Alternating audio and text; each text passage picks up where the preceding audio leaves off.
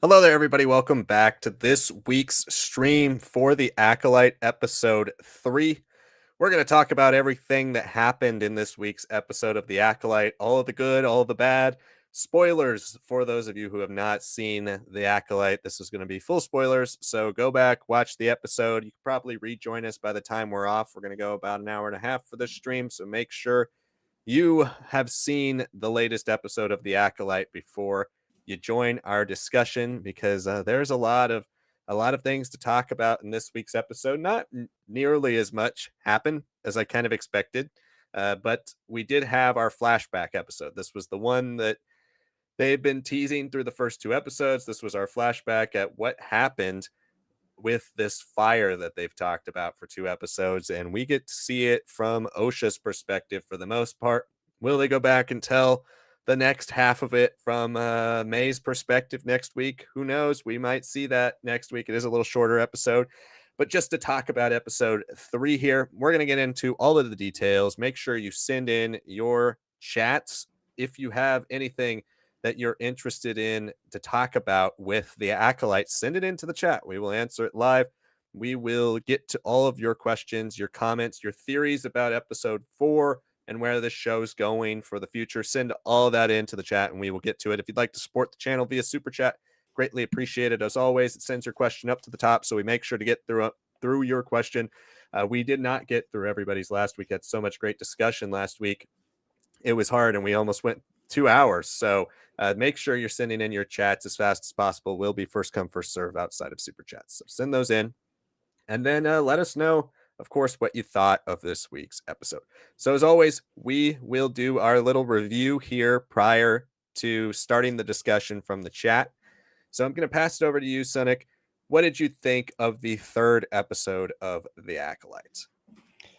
Yeah, I thought it was solid, but not necessarily as expansive or, progressing the plot as I expected. It also didn't really shatter my opinion or anything like a lot of the internet was trying to tell us on our socials the last week or so. Like there are concepts, there are ideas like the thread and the conception of May and Osha's birth that are, a little on edge for a lot of people, and we're honestly on edge too because there is a lot that they keep very vague here because frankly this is an episode that's just told only through the perspective of Osha. Like we get some stuff with Mother Anasea, we get to be introduced to the rest of the mothers, especially Mother Coral, and like yeah, I mean we know the Jedi are kind of lingering in the scenes, but we don't see them honestly. We only see them during the training session that is on their ship, that is frankly as mundane expected as you'd think of any sort of Jedi force sensitivity testing. And I think my biggest critique for this episode comes from the fact that it is just a rethread in a lot of ways of what we had been given already through the exposition of the first two episodes. So that stuff, I'm not like the biggest fan of. I really wish that could have been cut out if this was going to be how this episode was presented. Now, if there was like a more of a twist or something that was more explicitly done here about the past that neither May nor Osha has hinted at before, then I would have been like, okay, like that, I understand that fully. As of now, like the only things I can really say that I enjoyed are like the direction, because I've liked Kogonada's direction in movies before, and I thought a lot of his stylistic, very naturalistic filmmaking, very subtle emotionality is present there. But I don't, again, see much plot for this episode. It is really just a recap in a lot of ways. The coolest thing is the thread for me, and I think that is something that everyone's who doesn't know a lot about the EU or canon is like getting all worked up about. But the thread is, I don't know, conceptually, it didn't seem like it was too well explained yet to be like drastically different than what we know about the Force. It really just did feel like the witch is saying, like, the Jedi use the Force and, they don't understand that it's really more of a thread. Once you pull on it, that changes your destiny. You always have a chance of depicting your life in any multitudes of ways, like stuff like that. I was like, okay, like that's interesting, but can you tell me more? And we never really got around to it. What the coolest things were like the visuals of them like almost pulling something from the alignment of like the planets or the stars or something from above, You get to see this the imprinting of the mark that we see on May's head before they're interrupted by the Jedi. So I wish we could have gotten more of that because it did feel like the first step towards like another interesting Force philosophy and ideology. Obviously, in the High Republic, we got the convocation of the Force with all the different groups and how they view the Force, how they use the Force, not just the Wills, but we have the Lantu, Matukai, the Falanasi, and a big part of Phase Two is dealing with the fact that there is that Phase Two connection of the Path of the Open Hand, who their Force belief is that if you do anything using the Force, there's going to be an equal and opposite reaction, and usually it's going to be very devastating because the Force should not be touched or unaltered. So that one feels more fleshed out. That was obviously more in a book, and you get to see how that plays out in these characters' actions. The thread so far, I don't really understand why specifically these witches would need to be on the run, have their own fortress and all that. So that to me implies like, hey, we really need to get another flashback episode. We need to have more from Mother Anastasia, more from the mothers explaining why they're being persecuted as they claimed. So that's the concept I wish was expanded more, dealt with. What we have right now is just like okay, a cool idea, but nothing fully fleshed out. But I can definitely see that people are a little worried, if not upset, about the whole conception of May and Osha. Mother Coral carried them, but she's not a human, so you can't make an argument like, oh, this is just something interspecies that we know about. But the things that we do know definitively is that they're trying to keep the children totally away from the Jedi. They're not trying to even say that they exist, right? It's really Osha that kind of comes out and draws the attention of Kelnaka, and they say it's like Mother Coral's like, okay, yeah, I carry them, and then in Mother Anna says like, yeah, and I created them, and Mother Coral her rebuttal is like, yeah, but are you going to be willing to tell them how exactly that happened? And that to me feels like a lot of like occultish, yeah, and very strange. Not necessarily like, oh, just a spell and life was created. I think that would just undo a lot of like the weight that we feel of Plagueis's experimentations and the whole point of Anakin's virgin birth as the supposed chosen one. Whatever happened here, I don't think they simply did it alone. They're talking about how it's like 100 years too, or something, since they had like their order be able to continue on with new life and all that. So there is there could be involvement of the Sith, right? There could be involvement of like these strange rituals combined with technology, combined with midichlorians, something that we don't know yet. And again, that is the frustrating thing for me with this episode because they're teasing these things that Star Wars fans can get very antsy about, and then they put that in an episode that is basically just a recap of events that we already know happened. And now everyone's on edge, antsy, upset. It feels more like an episode that takes advantage of the social media era that we're in and like the reactionary elements of the fandom. And now, are we going to get a second flashback next week? I don't know. I don't know. So, otherwise, I think it's an okay episode. I wasn't as impressed as I was with the first two episodes. But again, I still think the vagueness of it, the strangeness of it, the fact that they're thinking it's unnatural, there is more to be explained here. And I'm confident we'll get another episode on what happened here in Brendock. But is this really what the episode that I wanted this to be? No, not really. Yeah, so this show I'm very unsure what they're going for with the structure of this show.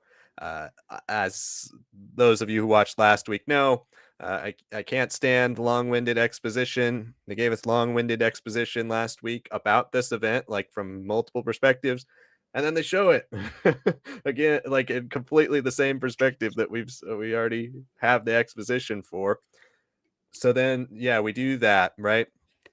Next episode seems like it's probably going to start with the fire, go with May's perspective, maybe how she got taken in by this dark sider with the red light saber. How does she become the acolyte that we see? But then, what was the Kelnaka tease at the end of last episode? There's just so many strange things about the structure and plotting and pacing of this show. So just right off the bat, again, that's another thing that I find odd. Maybe as a binge, this might be better.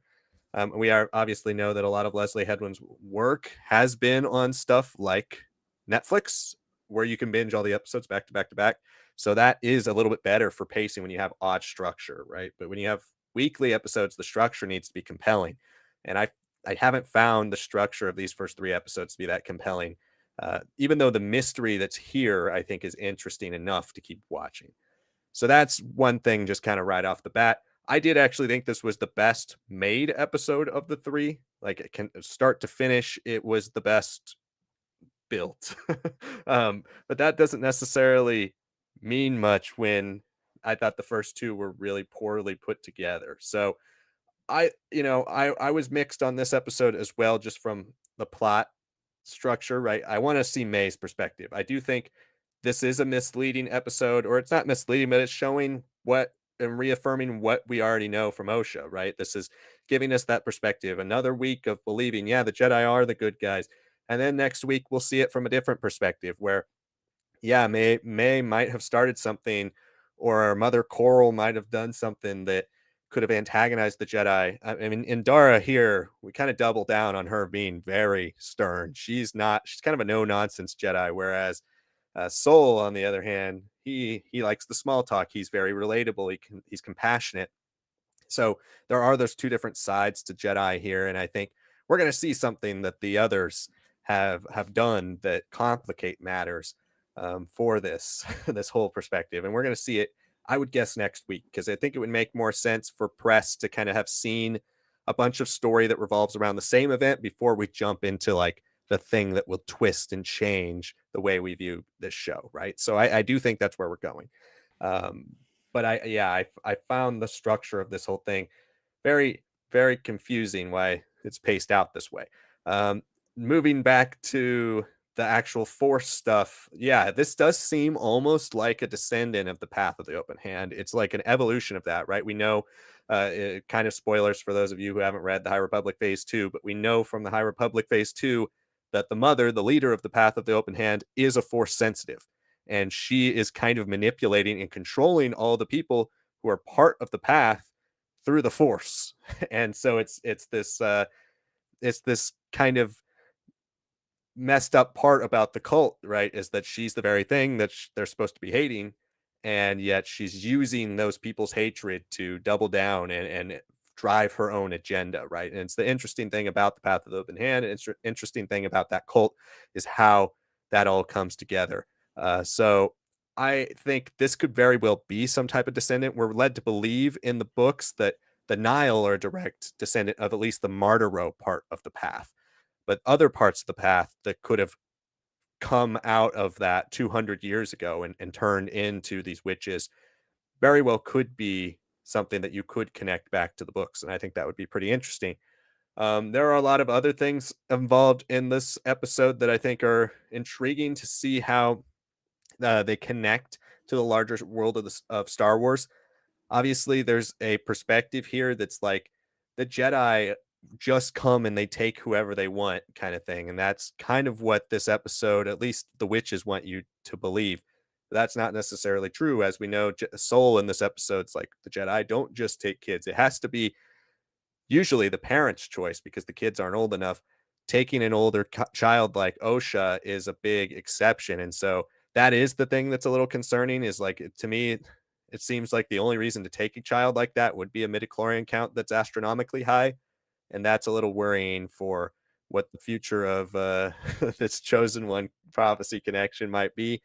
In my opinion, um, there needs to be a biological connection to the birth of these kids. I don't think you need anything too crazy, but like she can't have created them with the Force. I think that's just flat out something I'm not for. Both as a massive fan of the Plagueis book, we're almost like churning these witches into a Plagueis replacement, or at least a Plagueis like originator in a lot of that story, which I would not be down for because I really love that book and that perspective. Also, on the other side, it just messes too much with the idea of the chosen one. I think that we've towed the line so much in Star Wars canon across these shows, and to be fair to Lucasfilm and Disney, they have towed the line, and from a certain point of view, almost every time they have not actually contradicted anything. If you want to be the negative perspective from a certain point of view, you could say they've contradicted things a bunch of times. So it is up to your perspective. But I don't really see them actually changing something that fundamental to the story of Star Wars, or at least to the story of what George Lucas's original 6 movies were. But it is something that at least they want us to believe they might do that here in the first few episodes, which is an interesting way to go about it. But nevertheless, something that I think is intentionally trying to mislead the audience. In a show like this, in a thriller, in a show that's going to rely on twists and turns, I think you can't really rely on anything what you're seeing, right? Everything is going to try to change perspective.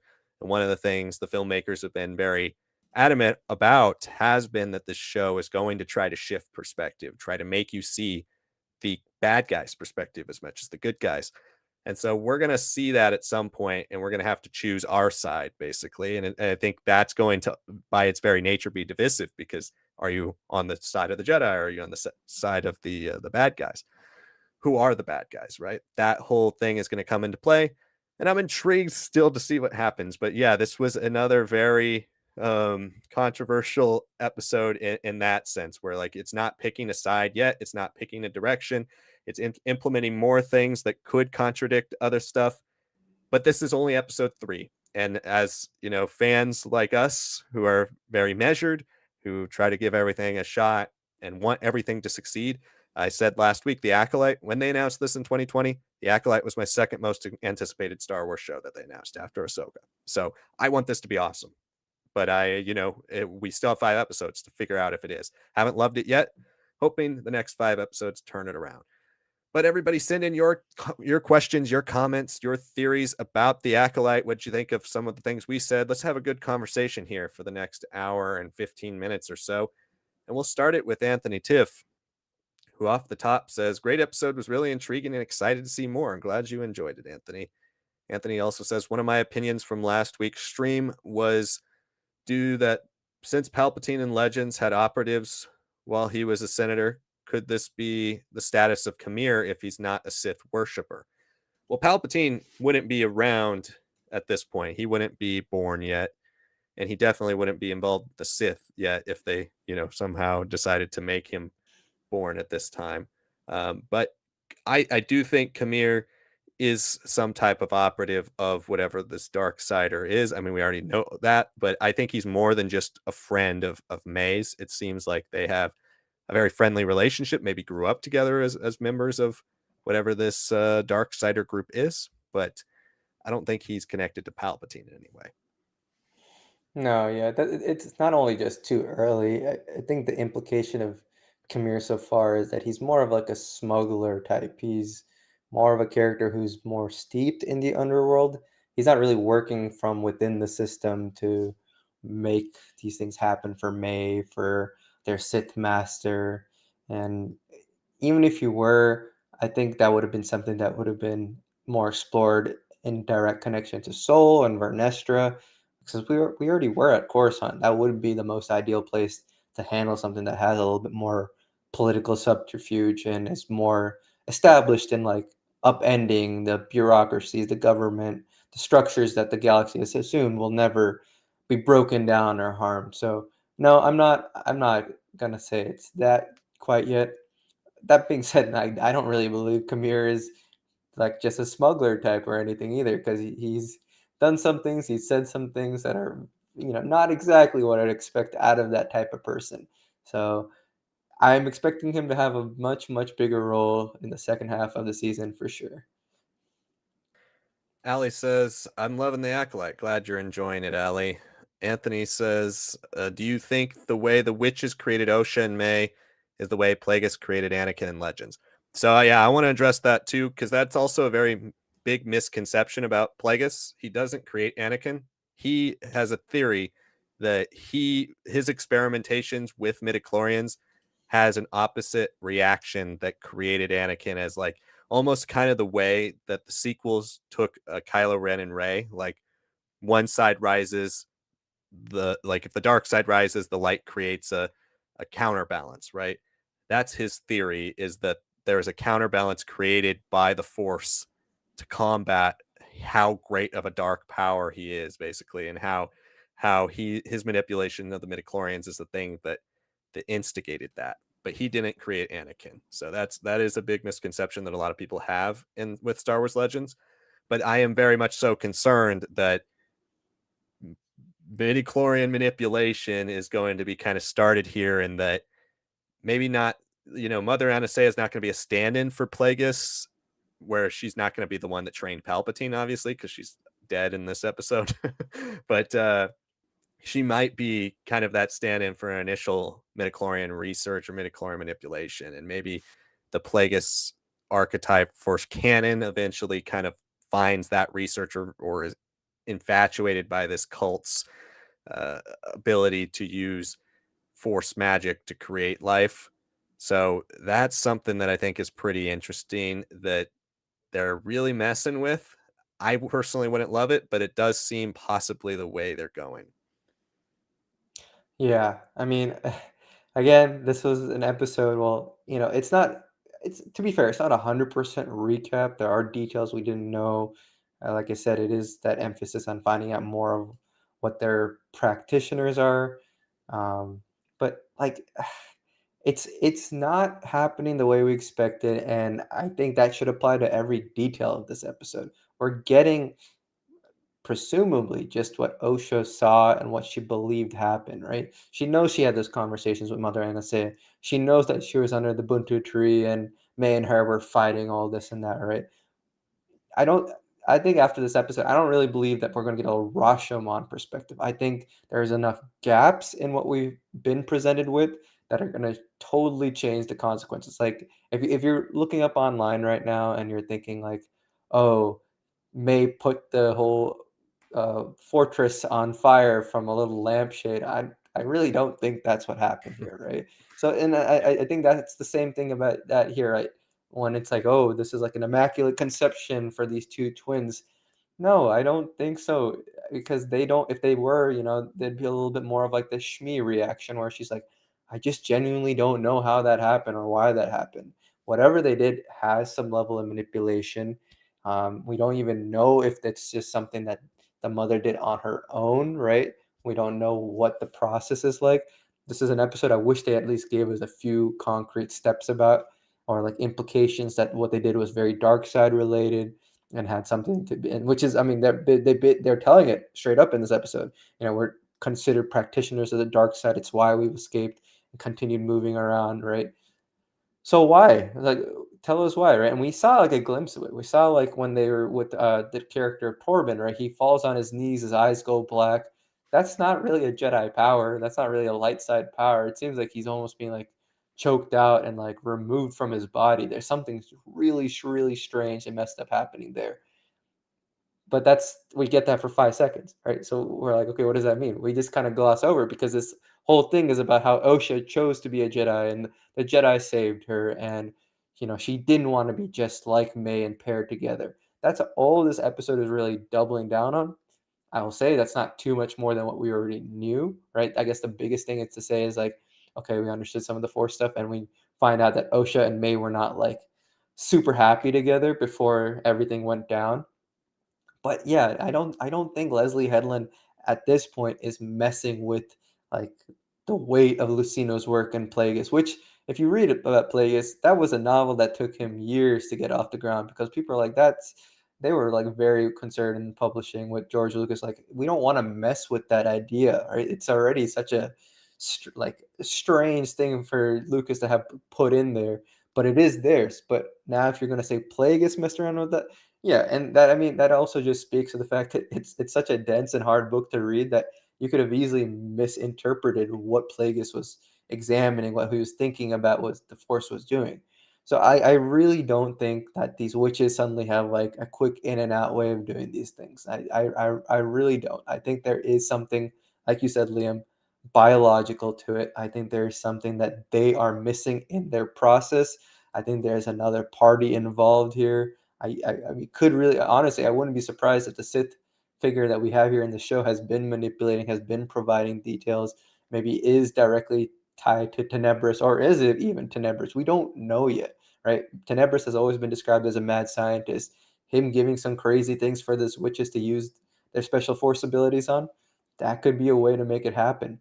And I also feel like, this doesn't like preclude us from saying that it's just a like a forced dyad being created here. But I don't know if I believe that anymore because there is such strong differences in personality between May, between Osha. I Mhm. don't think this is like these two things are rising up in because one has appeared. There's something very strange, but they're almost like two halves of a whole, but not in the same way that the dyad is two halves of a whole. It feels like it's almost like a human was split into two different creatures here, and that's what's unnatural or something about it, right? I think that the whole twins thing is almost more concerning, and that's what the story's eventually going to lead towards than the fact that it is just like a child is in this group. I think there's something very wrong on every level here. The Plagueis novel doesn't deal with any of this stuff, so there's space for it. But do I think we're going to overwrite the Plagueis novel? I really hope not. I don't think there's enough in this episode to say one way or another. Well, and the Plagueis novel doesn't take place for another like 50 years after this. So there can be room for both. It just depends on what weight you give to certain things, right? And like one of the things I found a little odd and like I feel like we can believe whatever scenes we see both Osha and May in at the same time, right? Those are the ones like the true sequences, right? Especially if you're going to do different perspectives of the same events, those are the true sequences. And so one thing I found a little odd was how fast May turns psychotic, right? She's like, I'm going to kill you rather than let the Yeah, Jedi take you. just But there's something about like the fact that obviously the ascension ceremony, they the Mother Anastasia, gives her the power, right? We don't see the initiation or whatever done to Osha. It's only done to May. And when it's done to May, the phrase she uses is like, when we die or when I die and everybody else dies, you're going to carry on our journey, basically. And so I think one of the things we could either be going for is either the Jedi have killed these women before May does that to Osha, and that's kind of like a retroactive thing of like now these women have become part of May, and she's not really in control of herself. She's kind of multiple people in one. I think that is something they could be going for, or right after she starts the fire, that is what happens. There is also part of me that thinks maybe May does kill all of these witches in a way because she is able to absorb them as part of her into her essence, into her being. Like I think all that is really interesting. And I would like to see a little bit more of that explored. I think, transference of identity and souls and beings sport being force beings across people is something that has always been fascinating in Star Wars. We obviously opened that can of worms into Star Wars canon with Palpatine coming back and Rise of Skywalker, and so that whole idea could be a part of this cult. It seems to obviously be something that is at least at the least symbolic in that ritual, but probably a bit more literal than they want you to believe. So we'll see how that all connects too. But yeah, I think there's a lot of room for a lot of different things here. It's just a matter of perspective. And we haven't seen the Jedi perspective with this either. I thought that was like the two perspectives I wanted to see were the Jedi perspective and the May perspective. And we yeah. got the Osha perspective, which is like the one I didn't really think we needed because we already had gotten her perspective from like her telling the stories of the past, right? So I wanted to see the Jedi perspective. So maybe if we do redo the entire story next episode, it starts with the Jedi perspective, continues with the May perspective after the fire, sees the switches to the May perspective when the Jedi come in contact with the rest of the witches. Also never got a name for these witches, which I think was weird. Maybe they're saving that as like a big reveal. There's a lot of things there's a lot of information being withheld. Obviously, we also only see Soul at the end of this episode. We don't see the other three, and two of the other three are now dead in the present time, right? Because May has killed them. So whatever Soul's mission was to save Osha, he might not have been involved with what happens to the rest of the witches, right? He might truly believe that they all died in the fire. there's going to be another shift in perspective, and I do think it's coming next week. Again, thought it was really weird to do this episode this week. I thought this episode was coming more in episode 4 or 5, but if it is a double perspective episode, like two perspectives, two episodes with two different perspectives, then I do think next week is the week to do it. But yeah, there's a lot to talk about there with that. And I do think it is they're withholding information purposefully. Now, whether that makes it satisfying by the end or not remains to be seen, but I do think there's plenty more to come. Snips for Life says, "Love the lads." Thank you, Snips. Anthony says, I understand why OSHA hates May a lot more now. Yeah, I think when somebody says, "I will kill you," that's not necessarily the best way to end seeing your, your sister one last time. Right. Um, Looks like we got a Luke, super chat here from David Fieldson, actually. oh, great. Uh, Thank you, David. let me put it out here. When Osha's in the ship at the end, Torben's face is all messed up and wounded, and one of the trailers shows Kelnaka fighting Torben when he's young. Yeah, that's a huge thing here too, because where else is this going to happen? It's going to happen here on Brendok, right? We also Right. have that shot of someone climbing up the side of the fortress that we didn't get to see here either. Kelnaka clearly just seemingly very happy and amiable with Osha. Osha almost feels drawn to him here. Right. I was Mhm. hoping for like a little bit of a conversation, but I guess there's only so much a Wookiee and a girl who doesn't understand Shadowwalk could really talk about there. But yeah, like Torben is, Torben is also like not hesitant, right? But he's definitely more of a candidate to be affected by whatever lingering force ability occurred to him through the mother, right? Like he's the only one who's like possessed or his eyes go black, right? And is he just gonna be fine? No, afterwards when he's taking the blood sample and everything, he's like very just like, yeah, no, this is just what we have to do, and like go on, right?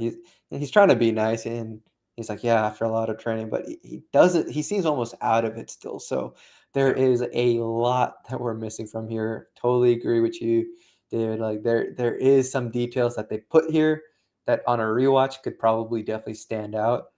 Now the question is it going to be the back to back like Liam is saying? Is it going to be something more of like a last minute reveal after whatever happens on the planet that Kelnaka is on that we saw at the end of the last episode?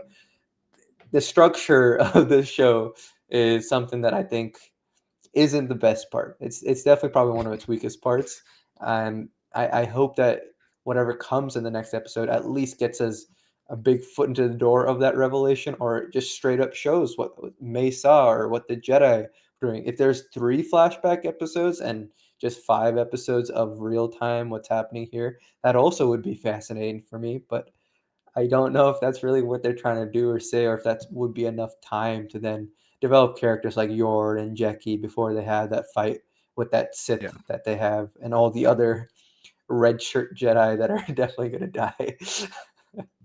Yeah, and that's the thing too, is it seems better for the structure. Like I would much prefer next episode to go back present day, keep filling in some gaps, keep giving us more questions, then we get more answered in flashbacks, right? Like I think that would be the optimal way to do it from a structural standpoint, but I don't know if that's the way we'll do it because this thing has been all over the place so far.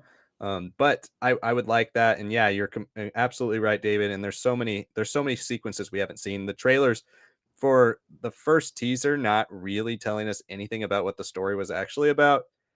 The trailers have shown a lot more than have been in these first 3 episodes. A lot more than we're used to with these Disney Plus shows. And so originally I was pretty on board with the fact that I thought all 4 episodes would basically cover the trailers. I don't think that's the case anymore. I think there's plenty more to come. I am very glad this episode didn't have a weird tag though. Yeah. But yeah, it's almost like, where is that? Why did we even need to see that Kelnaka tag? Was it just so we kind of recognized him and knew who his name, what his name was when we saw this episode, right? It doesn't connect at all. It seems like something that would be at the end of this episode rather than the last episode. So there's the way they've designed this whole thing is very different. That's a positive way of looking at it. But I do think I do think there are more perspectives coming of this main event, but it's also just like how important is this event and how important are these girls, right? To really center an entire show around one little event on a planet that's uninhabited by nobody else doesn't seem impactful on the galaxy at large, right? They're obviously setting it up for these girls to be incredibly important to the galaxy. So hopefully there's something there that's also not too harmful to the rest of Star Wars.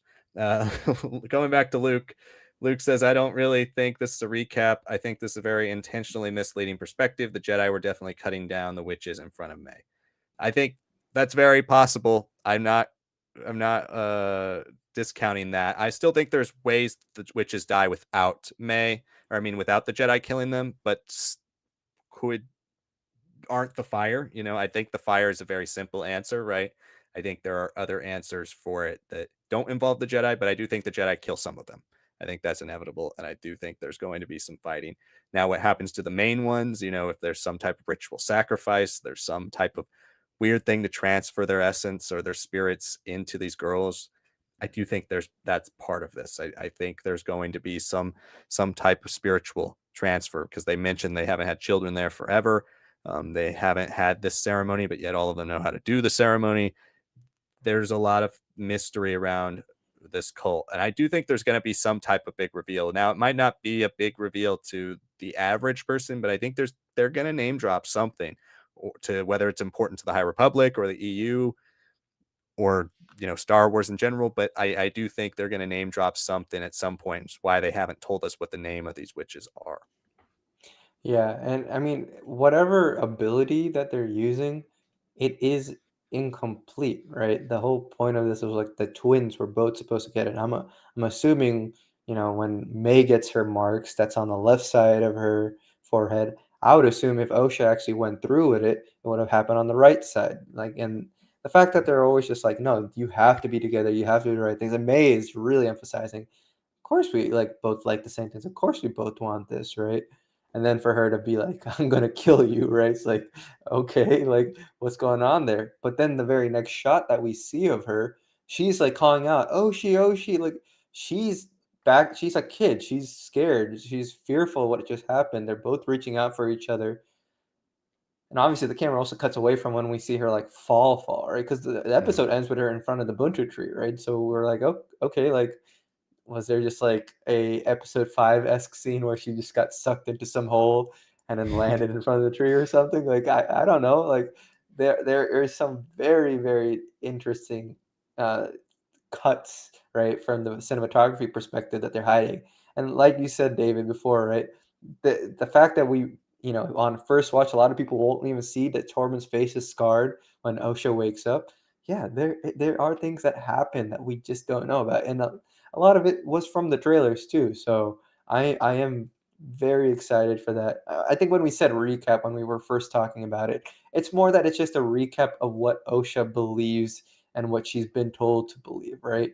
And if this was just dropped as is and we didn't have any of that real exposition, maybe a line or two here and there in that first two episodes, I think that would have been way better for all three of these episodes, right?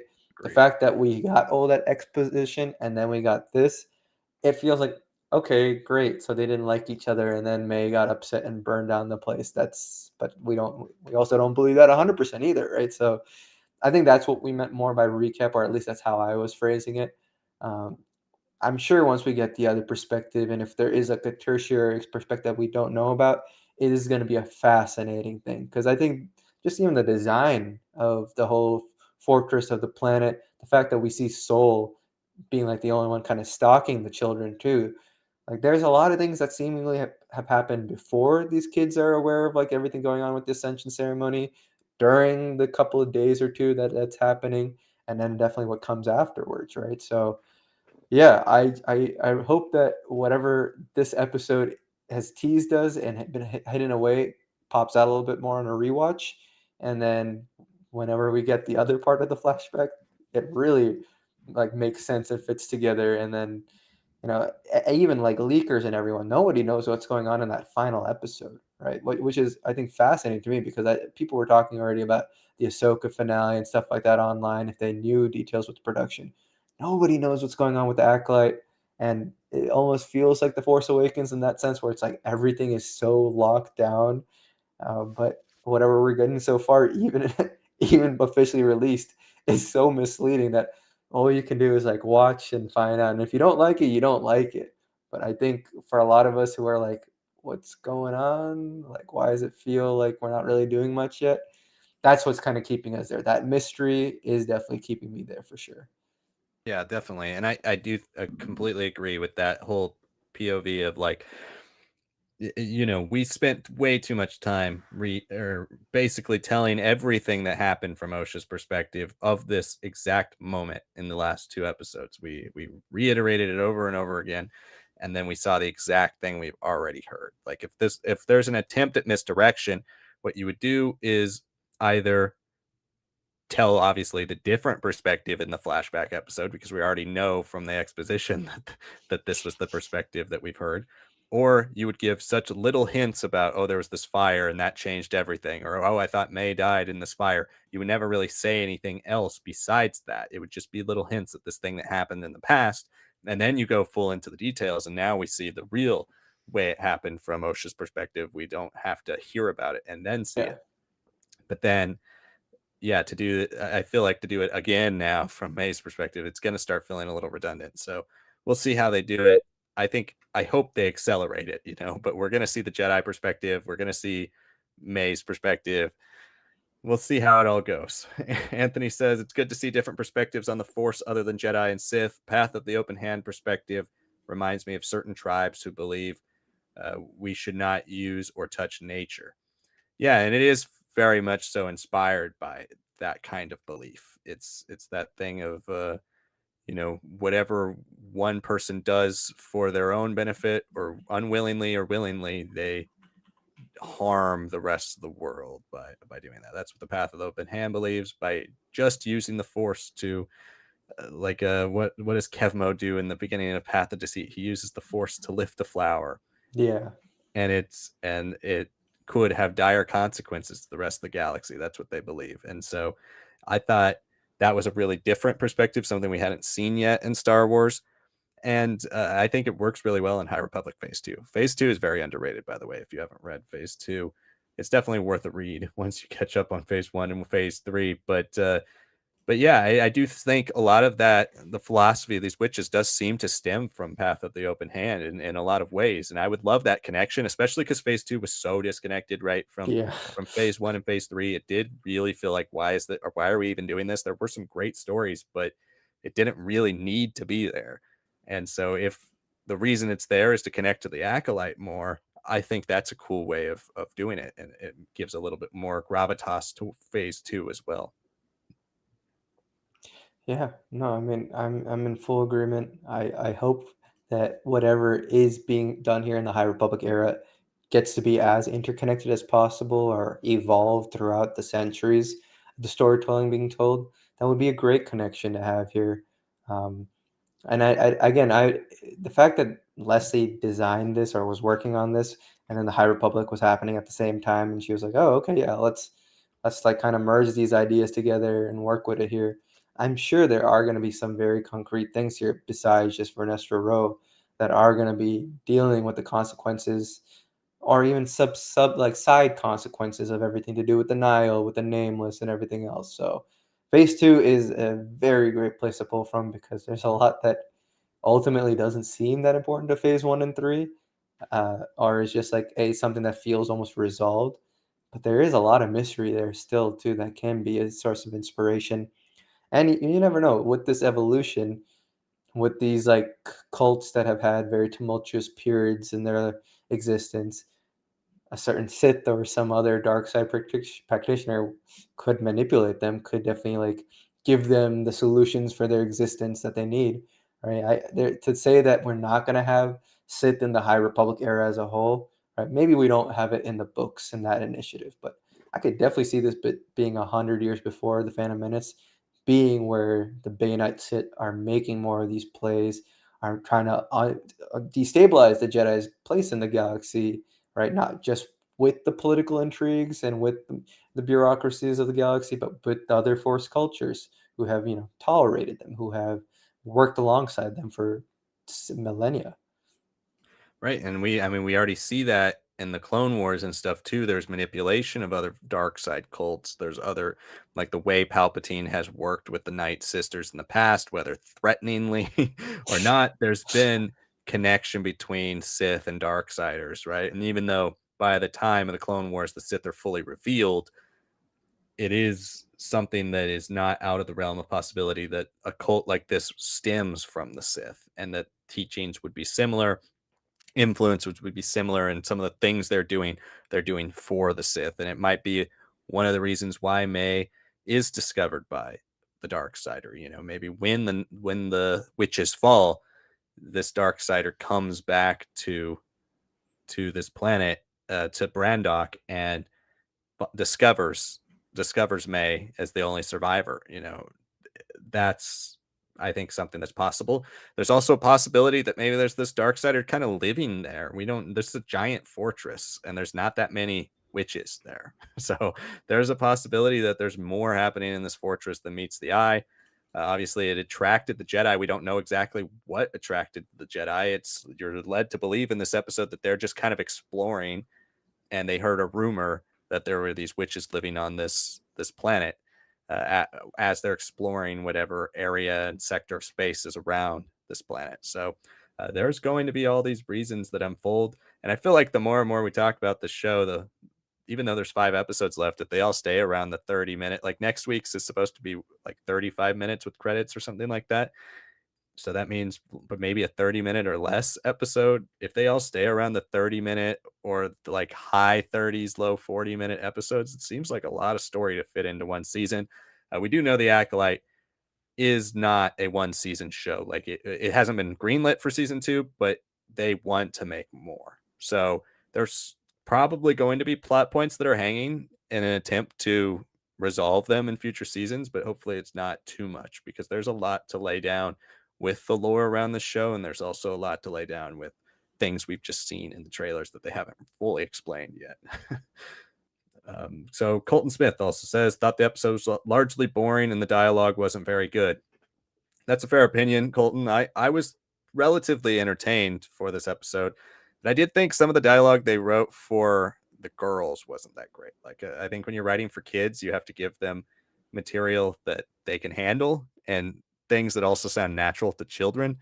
Some of the stuff I found kind of be like assumptions about ways kids would talk, or like kind of generic ways kids would talk, not necessarily things that felt the most fluid. But I enjoyed the overall pace of the episode. I was intrigued start to finish. Yeah, I don't think it's like a poorly made episode. It's just I wanted more hitting, more details, more intrigue. Because I will say that the first two episodes, even if we don't really love the exposition, there was always like a, oh, that's surprising. Oh, that's something that's hinted at going wrong. Oh, what is that mystery of the past, right? There's always suspicions being raised. And compared to the other Star Wars shows, right? Like I'm happy like when Osha wasn't really put into that position of like, oh, she's the murderer of all these Jedi, like when she's in front of Torben and she finds the poison, right? Like that's something I think other Star Wars shows would have dragged to like the fifth or sixth episode of the season before being like, nope, that's not really the case. So a Mhm. lot of that stuff has like these twists that are coming are being resolved, like these micro twists. But the bigger twist is still the past. What happened there 16 years ago to Yeah. justify these murders, to justify May partnering with a supposed Sith Lord and all that? That's still there. I think that's the one thing that I wanted from this episode to be like, all right, like was this something that's been a long-term plan of the Sith? Is there something about these witches that was unstable between these two children and maybe drove May crazy or whatever? Like there are hints, right? There are hints, but there's not something like a concrete twist or something at the end. Like I was hoping whatever tag they'd put here, even if it was 30 seconds, like the last two episodes have been, would have been like, oh, someone's like stepping in here and putting a shoulder on their hand on the shoulder of May, or like one of the witches like twitching alive or something. Like just wanted something to be like, oh my god, like we have not seen everything. There's still a lot more. May story is really going to start off now whenever Osha, these Jedi confront May on the planet Kilnaka is, that should maybe like it cause May to like blurt out like what do you mean? Like that's not true, or something like that. But Yeah. that's not what this episode really felt like. It's set up. It just felt like, yeah, okay, we got some cool concepts thrown our way. There is something very unnatural about how Osha and May were conceived, and May wanted to kill Osha, but is that something we kind of didn't already know, right? Like that's the thing, right? I just wanted more of like the, oh man, I'm kind of shocked here with this episode. If you're gonna make the entirety of it a flashback. Right. I agree. I wanted a bit more too from this flashback because it felt like the whole show was building to this flashback, right? Like I thought the flashback was coming in episode 4 personally because I thought that would be the turning point for the show. But for having it in episode 3, we didn't really turn anything. And that's I think where they went in a different direction than we were expecting.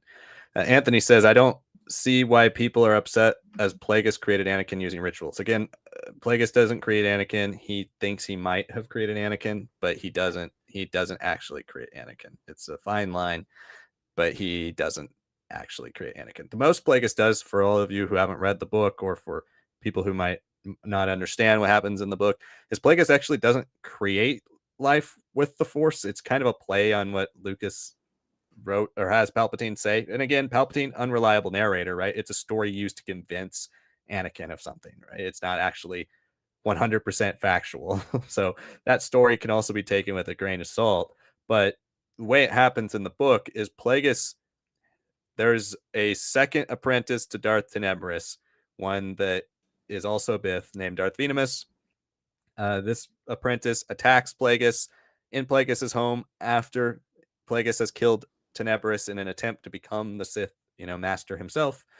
Plagueis kills him, or doesn't kill him, defeats him, puts him in like stasis, and experiments on him for years with his midichlorians, and eventually decides to kill him and use the midichlorians when he's figured out a way to resurrect him. So he doesn't necessarily create life; he resurrects somebody from the dead. That's what Plagueis does with midichlorians. Now you could say, well, what's the difference between that and force healing and all that stuff?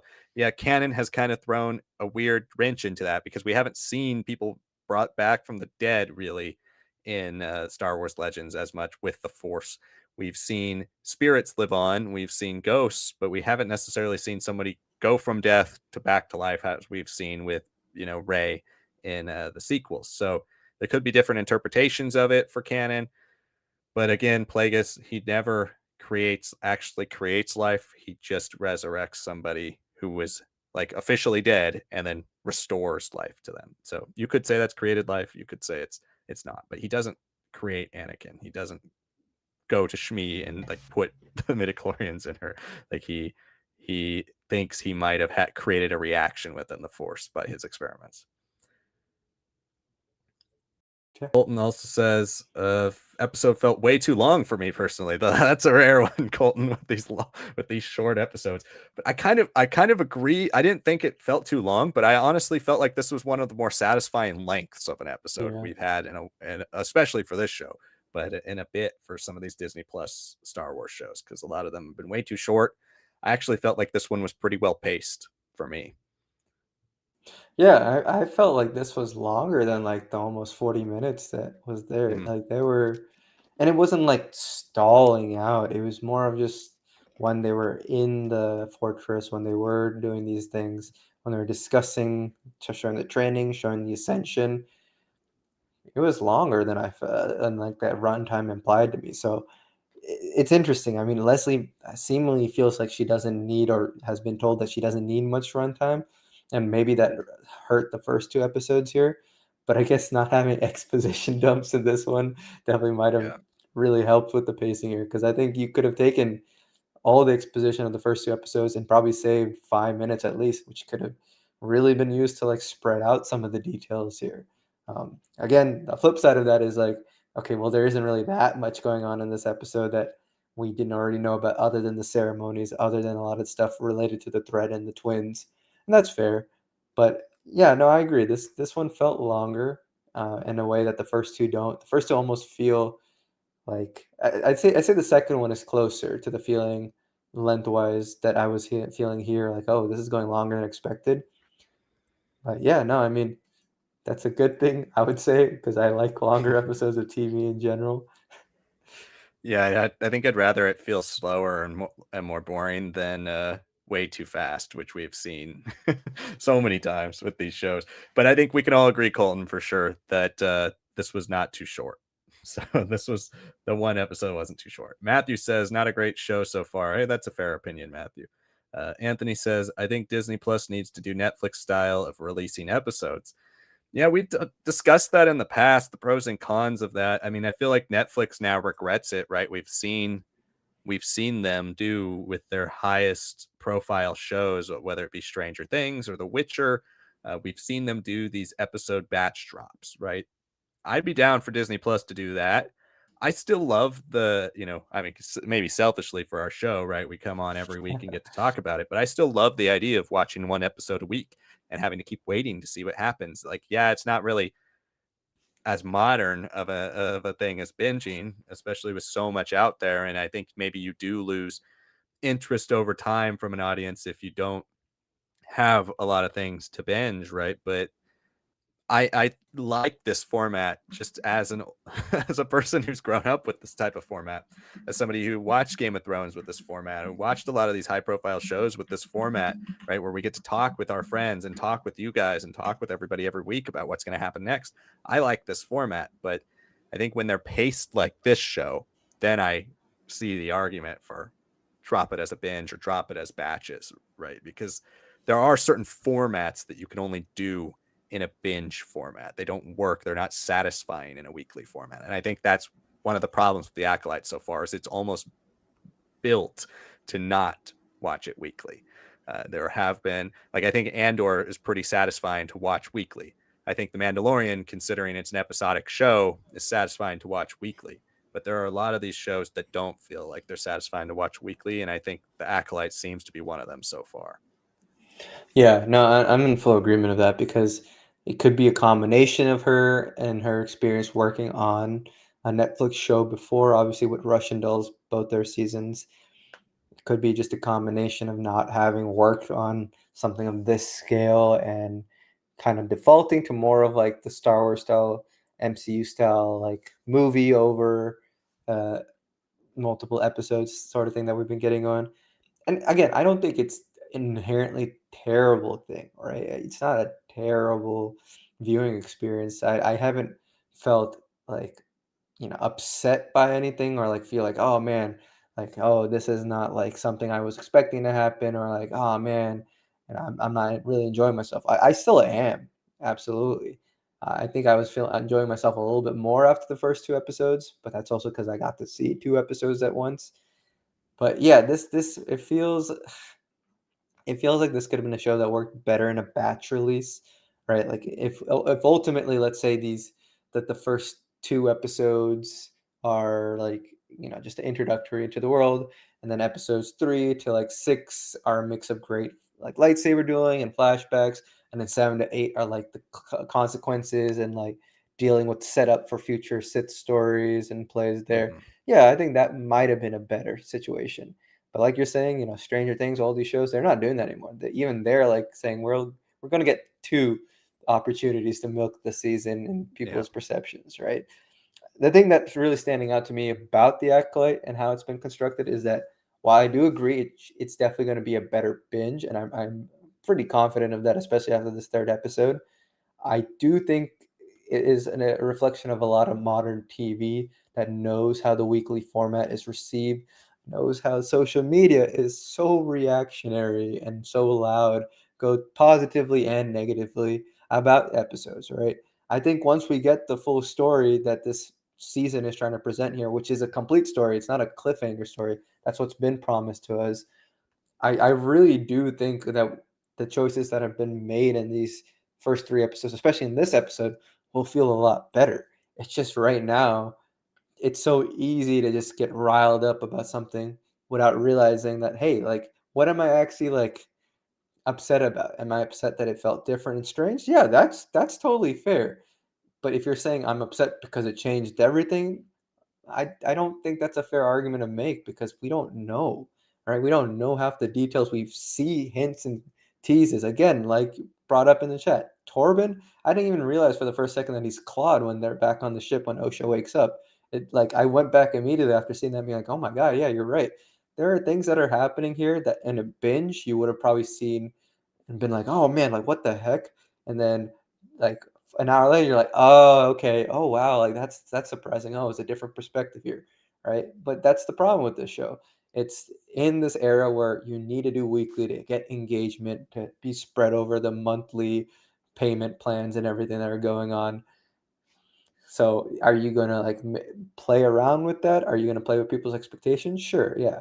And if this is a story that's told more in arcs, I don't think it would work either because it is a murder mystery. It is one ultimate resolution, whereas Andor is a lot of the steps that are he's taking, that the rebellion is taking to bring him into this dark underworld, the reality of being a rebel. Right? There's no arcs here. It's just once we find out about the mystery, it'll be revealed to us. We'll understand it, and there might be other stories continuing on with here, but it should be a fairly complete season's worth of a story. Which, Right. yeah, I mean, on a binge, always will be better. I would have preferred this to feel more episodic, to have a little bit more stuff like that going on, but it's not, and I think we just have to get used to that. And I mean, I hope it is a satisfying season worth of TV. Like I said a few minutes ago, I expect them to have hanging plot threads for a Yeah, season two, even if it doesn't happen. But they still need to make season one satisfying enough to where if we never get season two, or season two is eventually spelled out in another medium because this didn't do well as a TV show, um, they need to at least make season one satisfying. So hopefully that does come. Matthew says they have done that with just two shows. The rest they dropped at once. I think Matthew's referring to Netflix, how they've dropped I mean not Game of Thrones, Stranger Things, and The Witcher as different parts, but the rest of the shows they drop as binges. Colton says there's not many interesting characters in this show, which is a shame given the potential. Hey, I mean, I'm still on board for learning more about these characters because we're only 3 episodes into 8, right? There's still 5 more episodes left, so there's plenty to happen. But I would say the way it's been structured, this is kind of unfortunately the way it's been structured, that it's so spread out with such a big ensemble. It hasn't focused on really anyone, and trying to show you different perspectives. It's made each character a little less interesting because we haven't seen anyone really develop and become the protagonist or develop and become the antagonist. It's just kind of tried to catch you up on everything that's happened in the past and setting the stage for what the next 5 episodes will be. And I honestly think it's mostly trying to set you up for what the last 4 episodes will be. yeah, I think the first half of the show is basically set up. yeah. And a lot of the previews that people got, they got to see all 4 episodes. And a lot of people say after the fourth episode, that's when I was like really like, okay, now I need to know what happens, what's gonna be the like development of these characters and all that. And I think when you say not interesting, I can agree with that, Colton, because right now where we're at, it does feel like we've been sticking with these characters that we know so far, and the only ones that have gone development really are Osha and May. The rest have just been introduced by the episode, right? There's so many Jedi, and in an EU world, in a more book centric world, that's awesome because you can spend so many chapters with these. That's what works so well about the High Republic with these Jedi spread out throughout the galaxy. You get to have these chapters with them and dealing with situations and complications that are coming from a central problem and a plot in the story, right? A TV show can't really do that, right? And at least not a TV show with 8 episodes. So I'm getting that frustration. I wouldn't say that they're inherently not interesting. I think the group that has been murdered or is in the process of being murdered, it's very interesting. I would have loved to have a little bit more about like Tormund, especially since he's the only one who's been dealing with the repercussions of like whatever Mother Anastasia did. And I wish we could have seen a little bit more of that to get like, okay, maybe there's something that he did or he convinces the Jedi because of how he's reacting, what's gone on with him, that like forces them to be like, oh my god, these witches are corrupting us. They're trying to like kill us and drive us off the planet. This is like almost like a forced virus, a forced psychosis, like in Fate of the Jedi, right? And now we have to go stop them because that's the only way to stop it. Like I wish there was like hints of something like that, because then that would have been very inherently interesting for why the Jedi have been hunted down by May, why they're so willing to just accept death or understand why their death is coming to them, right? but that's not there right now. So I agree with that. I do think characters like Kamir, though, characters like Soul, May, Osha, those will be like our four. Maybe Vernestra will be our five characters that we'll focus on. I think they will be the ones most fleshed out and most interesting and most realized by the end of the show, which, we're still a long way to go. I really do hope that four onwards, we can almost feel like all these characters are getting more substantive screen time that has real developments instead of just being part of the plot or just being added to the plot as the episodes go on. Yeah. Yeah, and I mean I would hope so too. Otherwise, they've kind of completely failed as like, your number one purpose of storytelling is the creating of compelling characters. And I do think these characters are all going to be interesting in their own ways by the time the show's over. It's just a matter of whether they're able to juggle this many characters, because now there's so many introduced here, and if half the format of the show is flashbacks, then it's going to be even harder to give a lot of character to all these different people. So we'll see how the rest of that goes. We passed an hour mark though, and we are a little over an hour, so we only have about 30 minutes left of our stream. So if you want to make sure you get a chat in, because we probably won't get to everybody's chats who have been sending them in so far, as we're still fairly close to the top. Send in a super chat, helps the channel out, and you will get your chat answered and sent to the top of our list, and you support the channel. So we greatly appreciate that. But of course, that is up to you, and we will continue making our way through your guys' chats, coming first come, first serve here till the end of our stream. So keep sending them in. And of course, if you don't get one in, join us next week. And we usually have the lobbies open early. I know you haven't seen the episodes yet, but we usually have the lobbies open about 4 or 5 hours before the stream starts. So if you want to send in stuff early, go ahead and send it in before we even go live. That make sure you get your stuff up there for us to answer. All right. So next is Anthony, who says, to me, it seems a lot of people that are very reactionary to new things in Star Wars and the sequels are upset because the sequels were more conservative-ish. Osha being a Jedi at age 8 to me explains why Yoda refused to train Anakin at 9. Osha could have fallen to the dark side.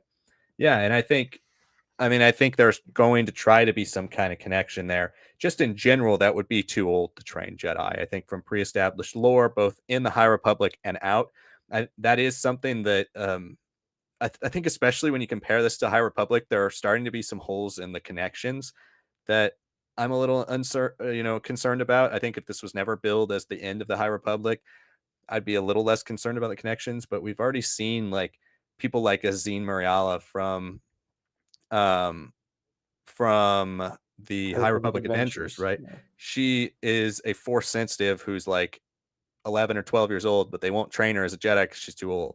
So there's already that establishment of you have to be under a certain age to be trained as a Jedi. It's not because of an age really related to power. It's more about forgetting your attachments and foregoing your attachments and giving your life to the greater good of the galaxy. So it would be, outside of the sob story of her life, right, of what happened to Osha, it would be very out of the ordinary for the Jedi to train Osha. And so I do think midichlorians and something like that's going to kind of come into play outside of just her age. I do. And I think it's going to be something that is also kind of obviously controversial, considering Anakin is supposed to be the one big exception, right? It doesn't mean there aren't other exceptions, but part of the age restriction is there for a specific reason. And I think if Anakin's midichlorians weren't that high, if some of the council members weren't convinced that he was the chosen one, he would have never been trained, no matter what Qui-Gon said. So, uh, yeah, I think they're going to have some explaining to do with that storyline as well. Yeah, yeah. I mean, we shall see. There's a lot happening here that I'm curious about. But what does it all mean? I don't know. There's a lot going on here that right now has everyone on edge. Whether you're an EU fan, whether you're a canon fan, whether you're a little bit more of a fan of the sequels and how they handle the possible dyad there versus this almost like artificial creation of a dyad, right? From both sides of it, right? We don't know these details here. We really don't. I still do believe there's a biological factor. The more I think about it as we're going on the stream, I don't recall seeing Mother Coral, or the one who's like the most loudest, the most upset, right? And that final shots when they're like running through the bodies. I am very curious why Soul was right there, just ready to run in, right? That it almost feels like a theatrical play where he's just like, oh yeah, this is my cue, I have to come in, right? So there's a, there's a lot happening here. I can totally see that people are a little bit more like frustrated about these things. But we again, and I'm trying to emphasize it, we don't know ourselves what happened. I don't think anyone has a concrete idea what just happened this episode. It is simply the perspectives of Osha and the pieces of knowledge that she's been given about the events put together. And it's definitely not the right thing so far. Like if I would have loved if like Osha, when she woke up, stared at Torben and you see the scars on his face and he looks away, just leave her with a lingering piece of doubt. But they don't even do that either. So there is some execution things here that I am struggling with, but I don't think it's like inherently something that because people are like upset about how these things are being handled. No, I don't know. I think it's just everyone's just overreacting, and arguably Disney wants people to overreact and come whether they're excited or upset to watch the next episode. So if this is how TV shows are done these days, fine. People like us, like me and Liam, who don't really get riled up by stuff. I just want to see things play out.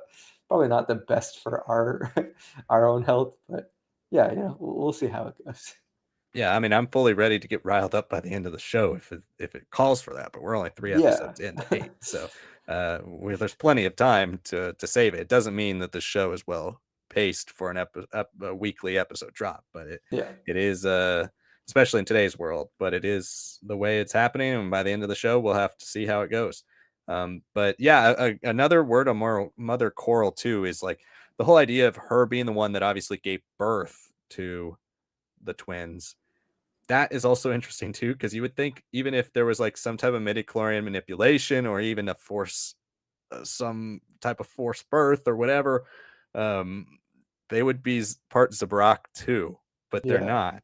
So there's also this weird thing of like, obviously they have more of the complexion of Mother Anastasia than they do of Mother Coral, even though they're both a little lighter skin tone. So they could be both, but at the same time, it's like you would think they would have horns and they don't unless it's under their hair, which could be that they also are part Sabrak, but we don't see that. So there's all other red flags there that are, I think, are intriguing. And I'm not putting it out of the possibility that Coral is the one that is like kind of controlling May's actions.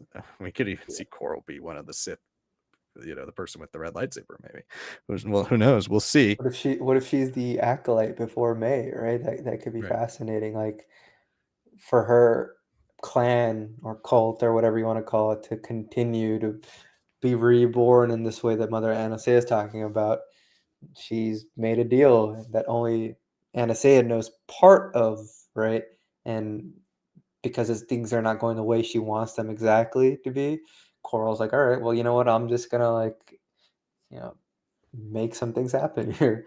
It very much could be a situation of again a tertiary party being involved here, and it does feel like there's some like almost force assisted artificial uh, like birth being made here, right? Insemination here, because again, there's nothing about these two twins to imply that they are parts of Brack, right? We have a hybrid in this show. We have Lecky, who is confirmed to be a hybrid, just like the dancer from Return of the Jedi, right? If they wanted to, they could have like made like a throwaway line between that one moment that Osha and Jackie have on the Jedi ship, but they don't, right? There's nothing to imply here like that they are, as mixed species or anything.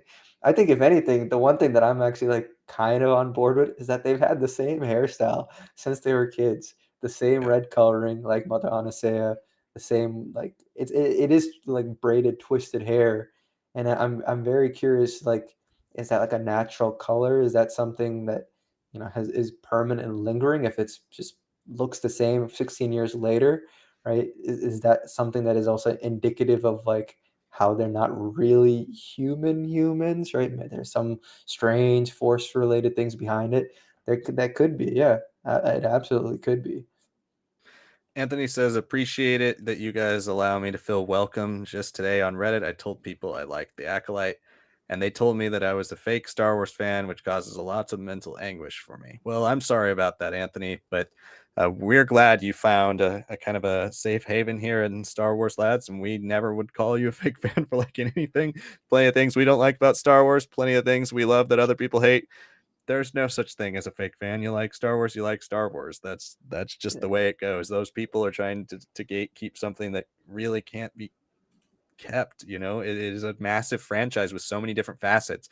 And even those people who say they've read everything or watched everything, played everything, they haven't. A lot of these people, they're repeating things they've read in a Wikipedia article. Like, you've got to experience it for yourself. And we try to do that as much as possible. I try to not really formulate too many opinions on things I haven't actually read or played or watched. Like I want to give you my honest take. And so everybody is a real Star Wars fan as long as you like something Star Wars. Yeah, and just to like add to that, right? I mean, you guys can see behind Liam, he's got like all of the books and everything. He's not a fan who's gonna tell you like, oh, I hate this or I love this without a reason, right? He can quite literally pull it from behind and be like, this is what I like and all that. I can't say the exact same, but I can say that I've spent a lot of time growing up reading a lot of the EU. I spent a lot of time on Wikipedia as a kid. That was one of my like havens as a kid growing up. But when we take an example from like just chat today or like Twitter or whatever, talking about, oh, Plagueis was behind or Palpatine created Anakin, right? No, right? Like that's such a misleading thing that not even like the Wikipedia article would tell you, right? I'd say Wikipedia article at best is what a lot of people are referencing to. There's definitely a lot of people here because they're upset online who say something with the 250 word character limit that only makes it less and less clear, right? That's the nature of social media. It's supposed to be short, it's supposed to be quick, attention grabbing, but books, right, which have been such a basis for Star Wars, are like the exact opposite of really experiencing that, right? Even like when I'm messaging people on our Twitter talking about High Republican stuff, I find like even trying to talk anything about like the different phases of the High Republic, it's such a difficult thing to summarize in max 60 characters in a sentence, right? For each, it's hard, right? So when people are telling you like, oh, you're not a real Star Wars fan, they're also the same position, right? They're pulling from stuff that is so short and so like intentionally or unintentionally misleading because there's no way that the literal millions of words that are in Star Wars books and EU and Legends, the millions of hours that are for video games, the millions of hours that are for not millions of hours for movies, but like still thousands of like minutes of episodes and all that. You can't just summarize it, and we can't even summarize it here on a live, right? It's not like that. And I can't say, for example, that I know everything about the Plagueis novel. No, I've only skimmed and read through it. It was a heavy book for me, and I was like, I can't do that right now. I'm looking forward to fully reading it past that Wikipedia article. I can't say I fully understand the new Sith Wars. I find that to be one of the weaker things from what I've read from it. But I do love a lot of the stuff in the Bane trilogy, which comes at the very end of it, right? There's so many different eras of Star Wars now. Like it's so unfair to tell anybody that you're not a real Star Wars fan if you're just someone who's just trying to engage with a fictional media franchise and you're having a good time with it. Right? If you didn't have a good time with it, you'd probably just put it down and move to something else. Right? There's people here who have definitely weaponized the fact that some people just like enjoying the things that they enjoy. And on this channel, Anthony, you'll never hear that from us. We'll hear criticism for sure, but that's from like a good place of like thinking about it from a filmmaker's perspective, thinking about it from a lore perspective, thinking about it from our personal biases, and we'll tell you that, but we won't ever dismiss what you're saying. No, that's not cool. And again, really sorry that's happening to you. It's definitely going to happen during these supposedly more divisive periods of shows and movies coming out. But if you need a space to hang out, it's definitely our channel. Absolutely. And I feel like, well, personally, me in general, I've been far more mixed on this show than I expected to be or wanted to be. And I'm trying to be as positive as possible with some things I haven't liked. But we're not going to tell you to not like it. And if you enjoyed it, that's great. I'm happy you enjoyed it. But we are gonna, always voice our opinion. We're never gonna argue with you, but we're gonna voice our opinion. So hopefully you enjoy that, and hopefully you keep joining us for the next 5 episodes. Anthony also says, I meant that Kamir could be the operative in play with the current Sith Master. Yeah, I think you're right on that. I think there's definitely connection. I mean, he sounds like in the second episode that he knows the Master, as he calls him. So seems like that's in play. Anthony also says, remember in the Darth Vader comics where Palpatine appears behind Shmi when she's pregnant. I do remember that. That's but that's like a vision too. That's in the pack stuff, I believe, and that's like Anakin when he's having those visions. We don't know, what exactly Palpatine's, because as you said, I don't think it means Palpatine created Anakin, but that Anakin's path on the dark side began at birth. And I do think it's more of a symbol for the manipulation that he's faced his whole life, the different opposing forces that he's been subjected to, the things pulling him apart from multiple different sides. Obviously the troubled childhood he had growing up and the way different the light and the dark has pulled at him with the things he's experienced and seen about the galaxy and the real world. I think that's what that's kind of a symbol of. But you never know, because obviously, I mean, as much as I love Plagueis and as much as I don't want the Plagueis novel changed at all, like I'd love every letter to be in canon. It's not. So they could change things. And eventually, even the things I love most, I'm going to have to, and we're all going to have to accept the changes. It doesn't negate that old story. We still have that story. It's just different. It's a different version here. So they could be telling it differently. I would just like them to keep it as much as possible for me. So I will be much more defensive about that because it is my favorite Star Wars book. Yeah, yeah, and it is very curious to see what the Leslie's eventually going to do, because she's emphasized so much that she's been an EU fan growing up. So I don't think she'd want to like change it per se, right? There might be things that are different. I think that's an inevitability, right? There are things that are very different about Maul's origin, for example, Mm-hmm. even though thematically it's kind of the same, right? There are things that will change, but how much and to what extent, that is the question here. Is this going to be something that more is like filling in the blanks before Plagueis, or is this going to be something that is going to change what Plagueis eventually does and experiments on? Right, those are the questions that we will have, right? And I think that's a good faith question I always have, right? Like, what does that really mean? What's Yeah. going to happen here? Yeah, I think it's gonna be it's gonna be interesting. But again, that Palpatine art, right, from the, I think was it the Greg Pak, or was it the Charles Soule one? I think I it might don't, have been Charles Soule. yeah, I was wondering. I think it is Charles Soule with the moment Yeah, stuff. yeah. Um, Because it's like but then because you the, see him meditating, you see like the dark side covering parts of his body that are missing and all that. yeah, I think that was a big part of his plot, especially in more of those final arcs when he's meditating in his castle, right? So yeah, and I think Charles Soule himself has commented that it's just what he's seeing. That's not necessarily the truth, right? It almost feels similar to me to like what we had with the Mortis stuff and how that's kind of been established. Like that could be the genuine truth, but it is a vision. It is like an extensive one. And it's like we don't know the full details. Like, yeah, we know that there are these beings that they come into contact with, but is that 100% right? No. I mean, whatever Ahsoka's experiencing with her adult version is definitely not the same that she's experiencing in her current real life events, right? It's I feel it's similar to that. And I think Soul has also emphasized it's like take it as you will, but it's not a concrete answer. It's just, an idea to be played with, right? Which I think mhm. again is very much in line with what we had in Legends. Battleside the Manslayer says, "Hey guys, good to see you. Seems we still have to know more next episode. I really enjoyed this episode. Thought performances were very moving. The girls, Anastasia, Soul, Torben, etc. I did think the performances were pretty good too. Especially, I would say Anastasia stood out, and Soul. Soul is just continuing to get even better. And I do think his empathy and his connection.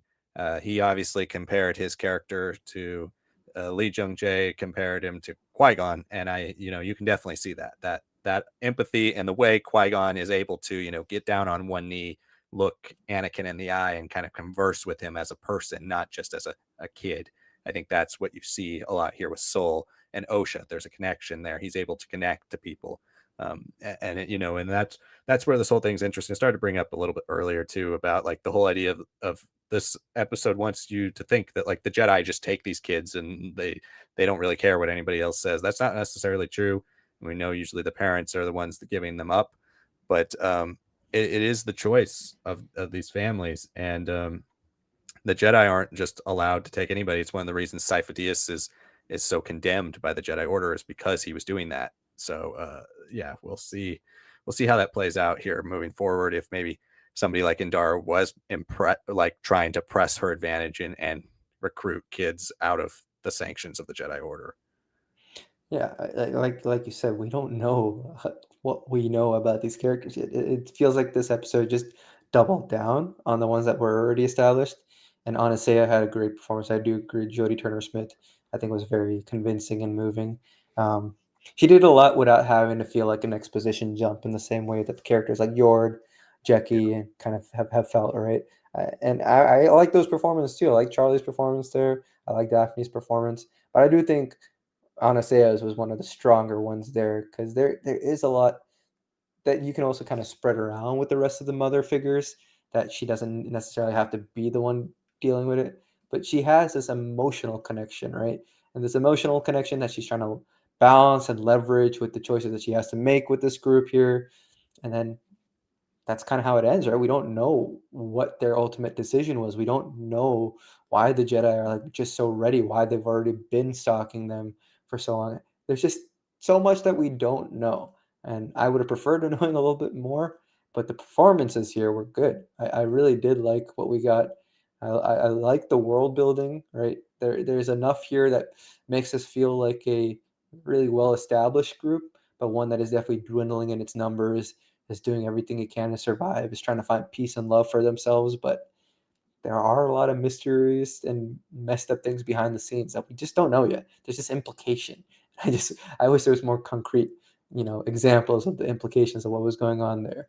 And maybe by episode 5 we'll be like, oh, that makes so much more sense. Oh, thank you for giving me that information. Or maybe we're like, I don't know. I don't really buy it. We don't know yet. So I think it's just, for me personally, it's safe to just appreciate the performance that we're getting, the visuals that we're getting, and then once it fully wraps up, I think I'll have like much more concrete, understanding and placement for the show and like where I rank it and how I enjoyed it. But right now, this is definitely like there with like Andor almost, and like not revealing anything yet. And Andor, you could just say like that first 3 episodes was just an origin, and there we go. Right. This one is like, okay, we've got sort of like some setup, and then here is a perspective. When will we get the answers? I don't know. The sooner the better, because I think I would also like to avoid most of the toxic discourse that comes from these weekly drops of any TV show these days. It's just, if you don't know everything happening and it's not perfectly explained, yeah, this is the struggle. Yeah, I don't mind them legging out the mystery. I just think, in a way, this show needs to find its balance. It needs to find the way it's going to structure these episodes, the way it's going to structure releases of information, the way it's going to play out certain plot points. And right now, it's kind of been all or nothing. You get exposition dump, you get flashback, you get, some brief action sequences, you get a lot of different things. You get these random tags with the Sith Lord, or who we think might be a Sith Lord who's just there for a shot, and then you get Kelnaka for a shot. Like, what is this show going to be moving forward? I think it needs to find its footing, and once it finds its footing, I think we'll be okay with more sparse information. But I think it seems to be all over the place right now. Once it finally finds that spot, we'll see how it recovers for the final 5 episodes. Anthony says, in your opinion, what if Palpatine did directly create Anakin, unlike Plagueis and Legends? To me, it would be too weird. I think it would be way too weird, too. I think in some ways, Palpatine in Legends is still technically stronger, right? He's stronger. He's more powerful. The reborn Emperor is more powerful than anything we've really seen from Palpatine in canon. But they've made him more of a mastermind in canon with, obviously carrying his plans into the Rise of Skywalker. And so if you did want to say Anakin was part of his master plan, I do think that could be something they could do in Star Wars storytelling. Would I want to see it? Absolutely not. Would maybe his awareness of Anakin or his involvement with Anakin due to something with Plagueis and Plagueis's experiments and manipulations of the Force, could that play out? Possibly, and that's what I would prefer more to see, because that is kind of how it is in the book. Whereas, like, Palpatine doesn't really have much care about Anakin until Plagueis is obsessed with Anakin, and then he's like, okay, now I got to figure out, what's going on with this kid, because Plagueis is obsessed with the fact that he thinks the Force created this kid as the chosen one, basically because of to counteract his experiments. And so, I wouldn't mind seeing Palpatine have some role in like the early days of Anakin in terms of like how he's shaped, but I wouldn't want to see him actually physically create Anakin or use the Force to actually create Anakin's life. I'm in agreement too, because if he is able to do that, and not just because I prefer the Plagueis way of handling it and how Plagueis also is not responsible for it. It's just more of like a reaction, a Mhm. response to what he was working on, right? I like that. I like that these characters still exist and have this much power and possibility, and can still be in a universe where there are literal force deities and force powers beyond like the typical force user. I like how you can almost reach for the sun but not quite have it, right? I like that from Plagueis' storytelling. What I don't want to see is then that Palpatine got all those plans from his master or figured out something that Plagueis didn't, and then was then able to make the life happen. Because then the question is, if you can do that, why not create Right. another one when you fail, all right, with Right. Anakin fully turning him and having him chopped up, and then be like, all right, now I'm ready to jump into this body, right? You've done it once, yeah, sure, it took you 20 years. What's another like 20 something years, right? I don't see that argument for Palpatine being created. And again, it a lot of people will point to that Charles Soule comic panel, right? That's like, oh, you see Shmi and Palpatine saying, yeah, his hands are on it, but that also could be simply because Anakin doesn't really know much about Plagueis other than that one opera scene where they're talking about the tragedy of Dark Plagueis the Wise, right? He has no image for that guy. He has no context. He just hates Palpatine for the life that he's been almost molded and forced into as Vader, and he just has to accept it, especially once within like a year or two of it happening, right? That's where a lot of that Dark Lord of the Sith storytelling happens. So it's like more of a creative presentation more than anything, and I think people will look at that and be like, "Oh man, this is just that was just the first step towards canon changing everything about Anakin's whole conception and the value of him being a virgin birth and all this and that." I don't think that's going away. I really don't. So you know, if I had a choice, it would just be to keep it as close to the Legends version for that specific instance as possible. Well, I think it will be? No, but I don't think any of the changes will be drastic to the point of Palpatine now suddenly being both mastermind Right. and like mad scientist with perfected plans. Yeah, that's part of the Plagueis book too. Is like the reason they work so well together as master and apprentice is Plagueis is mad scientist, businessman, Palpatine's politician. They're like Yeah, two sides of the dominant features that you need to conquer the galaxy. Right? Plagueis has got the commerce and the finance. Palpatine has the connections, and so that's how they're able to manipulate and infiltrate the Republic. You need both. You can't just have one without the other. Plagueis needs to be incredibly important to these stories. So that's that duology. That's needed in my opinion for the story, and it does just open up a massive can of worms. Like if Palpatine's able to create life, then why didn't he help Anakin do that in the first place? Is he just lying to him? I mean, yeah, he obviously admits that he can't do it to Anakin. And that just doesn't seem like Palpatine would do that if he actually thought could. he could. Like he's pretty braggadocious, and he's pretty he likes to flaunt his power. So I don't think he would be like, yeah, join me and we can maybe learn how to do this. He would say, hey, join me and I'll teach you how to do this. I think that would be more in line with what he would actually say. So that would be, I think, a bridge too far. but we'll see. It's possible, but I don't know if I'd like it. Okay, we're going to answer maybe one or two more questions here and then have to wrap up our stream. So, this is your last chance to get in a super chat if you would like to send your questions at the top.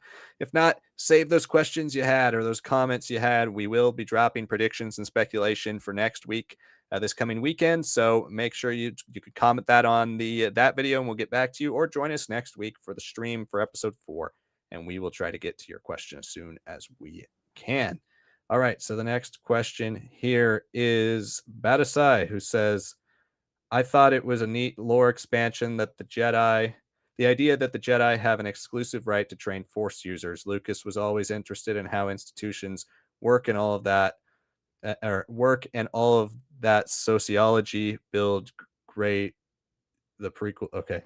I think I'm a little confused about the misspelling there, but yeah, no, I mean, I think it's something that's plausible. Like I mentioned earlier, it doesn't necessarily align with what we've seen from the High Republic thus far, especially with older kids. But it is possible that building up to the prequels, right, in an era where the Jedi become more militaristic and more involved in politics, that there would be doctrine put in place by galactic law that's like only Jedi are able to train force sensitive kids, no one else. That is something that's possible, especially with maybe what the Jedi have come in contact with the Nile and with Path of the Open Hand. Maybe there are those concerns that, like, hey, there are other force sensitives out there who are really doing bad things with the force, and we need to try to police that as much as possible. But in what we know of now with the High Republic, it does contradict a lot of stuff. Like the Jedi are vehement about not being world police. You know, they're not galactic police in the High Republic. They're trying their best. They're spread thin, but that's not their job, and that's not what they really want to do. They only fight for, the justice of the world, right? They're taking these kids in who want to be a part of the Jedi. This is an era of openness and acceptance. It's an era of being willing to accept different ideologies or different views on the Force rather than those who are stringent about keeping it one way. So, yes, this is the fall of the High Republic and the rise of the prequel era Jedi, but that is something that I found to be kind of a surprise mention in this episode. But it would actually kind of bridge the lore between the end of the High Republic and the prequels relatively nicely if the galaxy kind of resented Jedi for being the ones who forced force users into their religion instead of letting other religions flourish. Yeah, and it brings up a pretty interesting point, right? Like the High Republic has been a very diverse initiative, from its characters to its storylines to like just the ideas of how these plots can work and all be connected together. I don't think anything else initiative wise has been able to explore so many different things while still having a central narrative. Like the closest thing I could say is maybe New Jedi Order, but this is like the most expansive look into the Force and its capabilities. You can argue Fate of the Jedi, but that's more of retracing steps and just like an interesting perspective on abilities as opposed to like entire ideologies and philosophies and ways of life, right? So that line about like, we have that right, but well, of course with your permission, that Indara says, right? It's like almost a little smug for her to say it like that, and in that order, right? For like, we want to take her for training, or not training, for like testing, but with your permission, of course. And I think it's a pretty interesting way of like also looking at how in a lot of countries throughout history, there is a state-sponsored religion. Religion is a tool throughout history. So the Jedi religion being the one that is sponsored by the Republic, right? That could be a result of whatever is the conclusion of High Republic Phase 3, or if there is in between stuff. I think there is definitely enough with Path of the Open Hand, with a character like Mari Santeca and all that, with the Force, and how it's been manipulated by people who don't even have the Force to then make it be like, okay, Jedi, we the Senate believe the purview should be fully on you.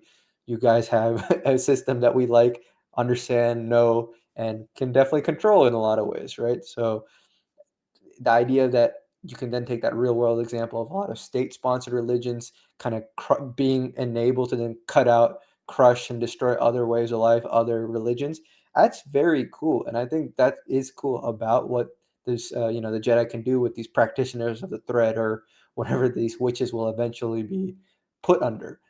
Now the thing is, though, there is still something very unnatural, right? There, even these witches are saying this is like something from the dark side, or like we've been people claim that we're dark siders, but we're not really, and all this and that. But there's that's like a writing technique of like basically setting up like, yeah, there is something wrong. There is something that is like concerning to the average Force user, right? Or and especially to the denizen of the galaxy. And I think that is what's going to be unveiled from the May perspective and whatever comes from there. Just not here with this episode. And I will say, being able to talk with you guys and hearing your opinions has made me feel a little bit better about the episode too. It's given me some optimism moving forward on what can be told and handled here. But yeah, I mean, I think that is something that is interesting to be so different from the High Republic that we've gone so far.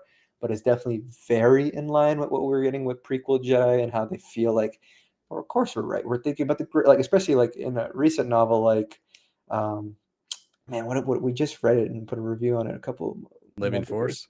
The Living Forest, right? Like, Keanu Monday is like, we think about like thousands of years of the galaxy and the bigger, grander things of the optics, right? And you can only really do that if you have the full endorsement of a group behind you that has the power to send you all throughout the galaxy to almost like dictate things that even governors and senators can't really do past their election term. So yeah, it is a fascinating idea. I think there is a basis for it. Now, will the High Republic Phase 3 build up and make that direct connection to the Acolyte? I don't know. I kind of hope so, especially after such a very different change of the lore so far. Yeah, exactly. And I mean, I do think there's a there's something interesting about. I just kind of went back and scrolled through the episode too, and they do.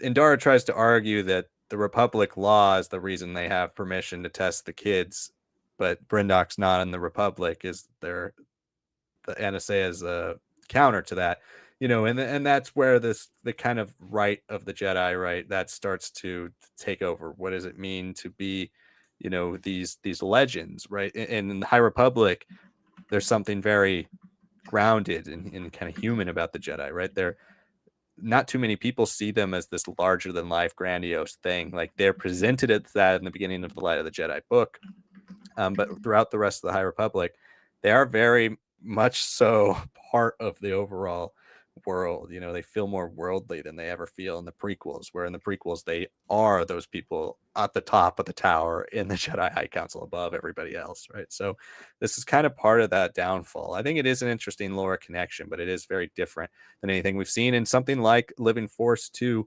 The villain is upset because of the Jedi taking somebody they were close to. there's there's those Yeah. connections. We've seen that a lot throughout these books and stuff too. So it's going to be interesting to see how they connect all that back together. So we'll probably answer one more question here. It's from Anthony Tiff, who sent in a super chat. So thank you so much, Anthony. Really appreciate you being a part of these conversations, for always sending so many chats in, questions and comments and all that. Anthony poses a larger question about kind of the topic of the dark side here. And I think it's a good one to finish off on. And Anthony says, what is your canon and Legends Sith Lord? I assume he means favorite. Mine is Darth Vitiate in Legends, and in canon, it's Darth Sidious. Oh, that's a tough one. I mean, I think Darth Sidious Palpatine is my favorite no matter what. I love Palpatine so much. I love Ian McDiarmid's portrayal, but I also, with Legends, just the way he's enhanced so much his origin story and Plagueis, I absolutely love. But because Legends offers so many more Sith, I would give an extra one with Legends. For me, it's got to be Bane. I think Bane is the most interesting one, considering you get to read basically his whole life from his perspective. And I think Plagueis is fascinating. I love the character of Plagueis, and I love the Plagueis novel, but a lot of that is that connection with Palpatine. So if we're just picking like a singular Sith, I do really love Bane. His trilogy is excellent, and I love getting his perspective. One of the reasons I wouldn't go directly with Revan off the bat too is I think Revan's fascinating. It has a lot of great, fascinating lore, but a lot of Revan's story, unfortunately, is just lore. Like you don't get to see his perspective that many times. Getting to play with him in KOTOR is great, and I love Revan, but I never felt as like attached to him as a character as reading the Bane trilogy, right? So I would say Bane would probably be my number two after Palpatine. I guess Vader's up there too, but after Palpatine and Vader, if you got rid of them, it would probably be Bane in Legends for me. Yeah, and I'm in a similar boat, right? It's hard to like not talk about Sidious or Vader because they are the original. They're the ones that we love the most. But there are definitely legends ones that, and there's so many more legends so far. Um, I'm hoping that if this show ultimately has a Darth instead of just everyone being acolytes or apprentices, that they'll become someone that we can follow for a long time, and I can really start to enjoy and see how that fits in with the Plagueis, with the Tenebris, and all that. Because I still think that there's going to be a great way of fitting this in and making it all work out. But if I were to go canon, I would go Vader just a little over Sidious. I still need to see a lot of what happens post Return of the Jedi with the Sith Eternal, with the development of the First Order, and just like Palpatine's perspectives, his reactions, and how he might have like pulled a few strings here and there with Snoke and all that. I think there are definitely some really cool implications in the 30-year gap that we have before the sequel trilogy.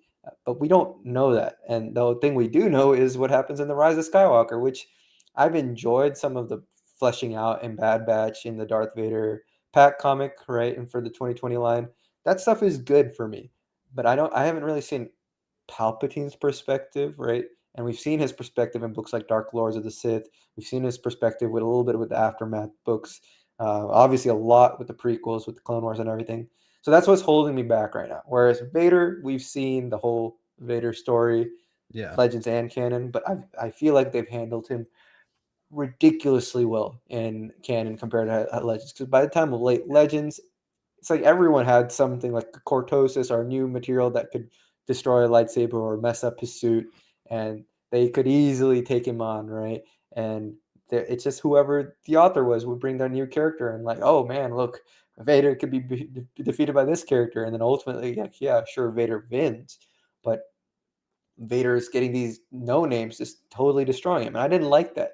I think canon has done so well in that. Like I'd say the weakest portrayal of him in canon is arguably the Obi-Wan Kenobi one, which I think is still really good, especially since it is the one that is most tied into the Anakin Skywalker persona as well. Like there's so well done stuff for Vader. Everything about it is good. Obviously, you can't get rid of the original films, which are perfection for his appearances there. Yeah, I'm a massive fan of Vader, and I think the way it's been handled, it's just so good. Like even when people are on the verge of defeating him, how he defeats them is way cooler in canon for me, and it speaks a lot more to his mental state, his beliefs, and all that stuff. So yeah, I have him edging out Sidious for now because it is a complete story for him. Anything that comes out has only been adding to how terrifying he is. Now, when we go to the Sith, it's a lot more options, right? And I could throw out like a Dark Crate there, but honestly, I'm not a big fan of the one Sith as a concept. Even if I do like Dark Crate, I could go back to like Marco Ragnos or go to Kotor with like the Ford Sith that you see there and Korriban and their spirits. But Mhm. the one that I like the most is Exar Kun. And I like Exar Kun because of his relationship with Ulick, how he only doubles down on the dark side. Kind of is like, I'm not, if I'm going to die, I'm going to take this whole planet with me and like destroy everything here. I really like his story. And I think if he was given a chance to have a novel or something, he would have had almost like a Bane level treatment because he's so fascinating. He is so twisted. He's so messed up. And he has more than anyone else in that era, like opportunities to go back and then being paired with Eula Quildrama, who's one of my favorite all time, just to see how they split, how they came together. Like there are some really fascinating things about that. And he was in many ways the original double lightsaber wielder. So Mhm. I will always give a little bit of credit to him over Maul in that sense, even if Maul is a lot more athletic and cooler with it. We had XR with a one hand double lightsaber and fighting off, and the Masasi Temple concept. All of that is really cool to me. And I always love the idea of the rebels operating out of an abandoned Sith temple, which I don't think canon has really explored as much. But yeah, he would be my favorite Legends. Yeah, those are all good ones. And in canon, there's so many fewer that it is hard to pick Yeah, another one outside of Vader and Sidious. They're yeah, basically the only one that have gotten any real development. I guess Dooku would be our other one because a lot of what Maul's story is post being a Sith. So it yeah. depends if you want to count that or not. But yeah, so many great ones in Legends. Definitely, I mentioned Bane. Check out Xana. I love Xana. She's so underrated. People always talk about Bane with that trilogy, but Xana is just as good in those last two books. So, so many great Sith and Legends. That could be our final topic, everybody. Let us know in the chat or in the comments what your favorite Sith are. And that's going to wrap up our episode for this week. Thank you so much for watching our stream talking about the Acolyte episode 3. We enjoyed talking with all of you and hearing all of your thoughts and opinions. If you didn't get on the chat this week, join us next week. Make sure you join us about 7 p.m. Pacific. Next week's a little shorter episode, so we kind of have to play it by ear based on the lengths of the episodes. So we'll see when we start it. We usually schedule the rooms for 7, and we'll adjust closer to the time of release based on how long the episode is. So keep an eye out for that, but will be Tuesday, 7 p.m. Pacific. Check back with that. And we'll have predictions and speculation for the Acolyte episode 4 out this week, as well as we just dropped a review today of the High Republic Temptation of the Force. If you want to check that out, if you're interested in the High Republic or you've been reading the High Republic, look at our review. It just came out this afternoon. So check out that video, as well as all the other great videos we have coming out for you across the week, and shorts and community polls and that character bracket still going on. A lot of great stuff going on in Star Wars Lads. Make sure you check out all of it. If you'd like to join our Patreon and YouTube membership programs, check those out. We have a lot of cool perks out there for you. Some of you all are a part of that already. Check it out. It gives you some priority in the chat as well, a lot of extra live stream perks. So make sure you stay tuned and check out that and see if there's any tiers that are right for you there. If you are watching on replay, comment below. Let us know your thoughts on this episode or what your thoughts were on this discussion. Thank you so much for watching this week's stream, and we will see you all next week for episode 4. Good night, everybody.